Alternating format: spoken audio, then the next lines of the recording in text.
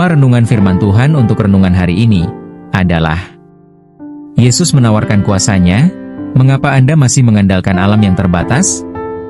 Ayat Alkitab yang kita baca sesuai bacaan Sabda Bina Umat GPIB hari ini adalah dari Yohanes 5, ayat 1 sampai ayat 7, yang berbunyi sebagai berikut. Sesudah itu ada hari raya orang Yahudi, dan Yesus berangkat ke Yerusalem.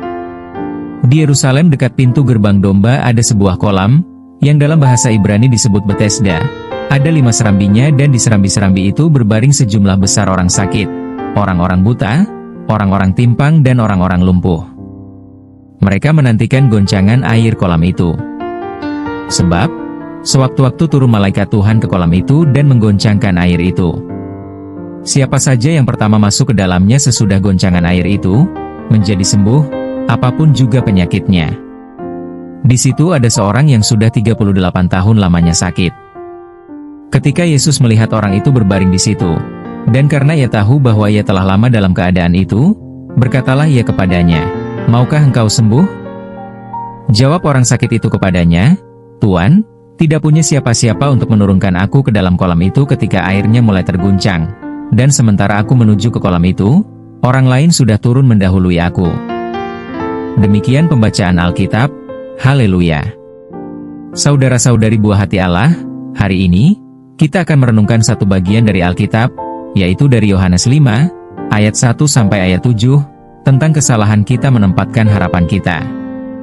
Mari kita bayangkan seorang pria yang sakit selama 38 tahun, menunggu di tepi kolam, berharap suatu hari ia akan disembuhkan.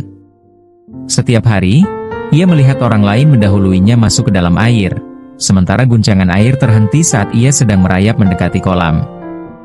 Sekarang, bayangkan Yesus berdiri tepat di sampingnya, menawarkan penyembuhan hanya dengan sepatah kata.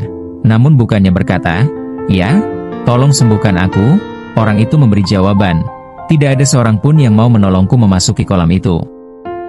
Bukankah kondisi seperti ini terdengar familiar? Seberapa sering kita menunggu keadaan berubah ketika Yesus sudah menawarkan kuasanya kepada kita? Injil Yohanes ditulis untuk menunjukkan Yesus sebagai anak Allah, yang memiliki kuasa atas seluruh ciptaan, termasuk kolam Betesda. Kolam Betesda diyakini memiliki kuasa penyembuhan ketika airnya berguncang. Akan tetapi, efek penyembuhan kolam ini terbatas, karena hanya orang pertama yang masuk ke dalamnya, yang disembuhkan. Ada yang berpendapat bahwa lapisan tanah di dasar kolam melepaskan gelembung udara bermagnet ke dalam kolam, sehingga kolam terguncang airnya. Air magnetik dikatakan memiliki efek biofisik yang bisa mempengaruhi aliran darah dan metabolisme tubuh.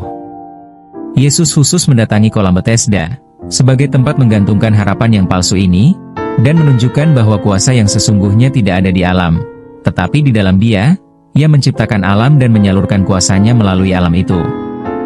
3 kesalahan orang yang sakit itu, dan kesalahan kita juga.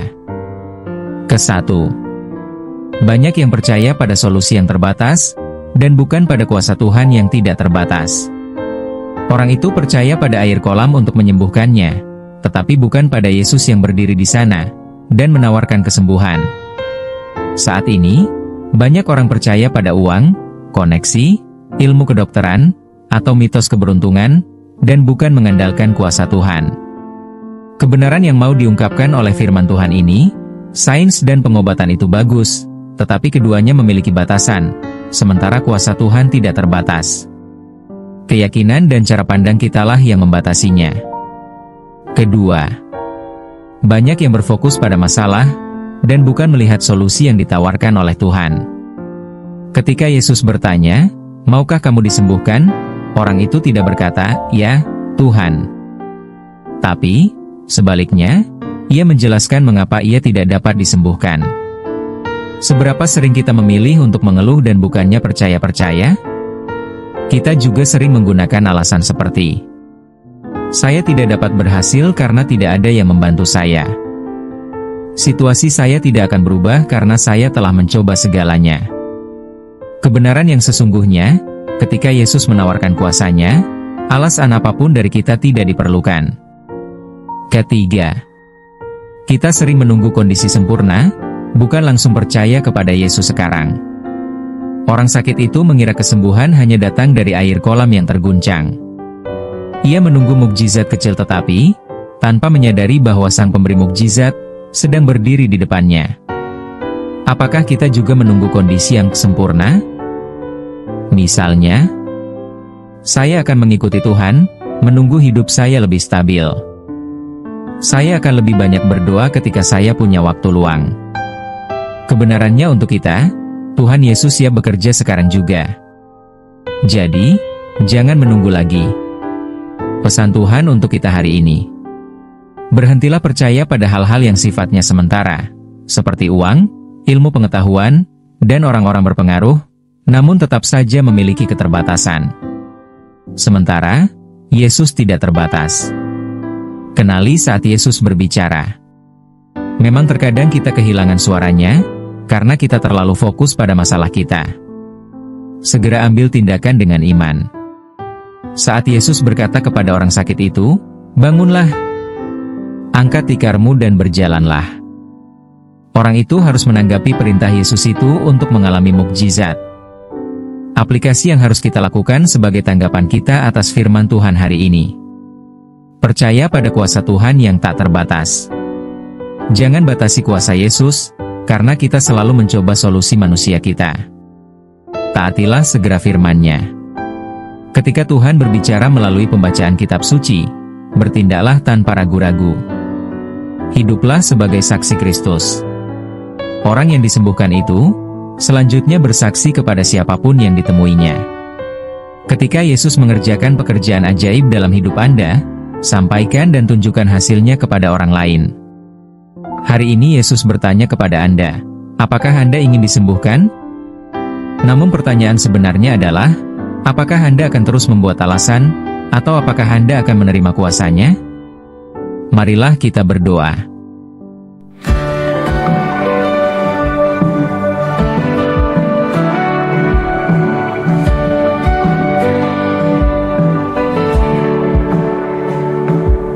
Kuasa dunia yang ku percaya, ku pikir itulah jawabannya. Namun hatiku tetap kosong, tak jua ku temukan terang.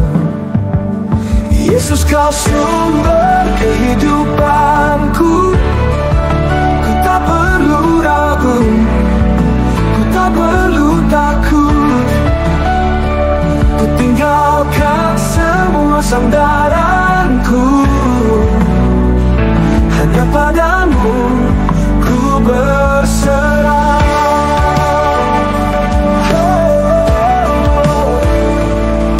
Telah lama ku tunggu keajaiban,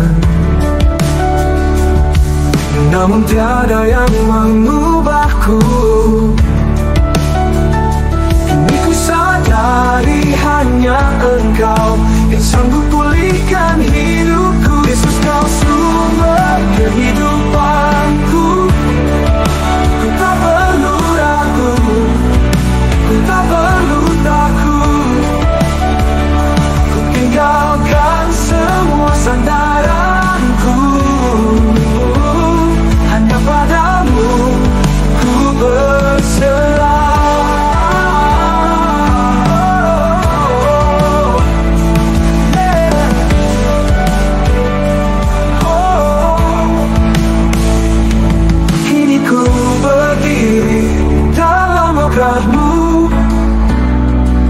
Takkan ku cari yang lain lagi. Ku angkat tangan, ku ikut suaramu. Yesus, Kau cukup bagiku. Yesus, Yesus, Kau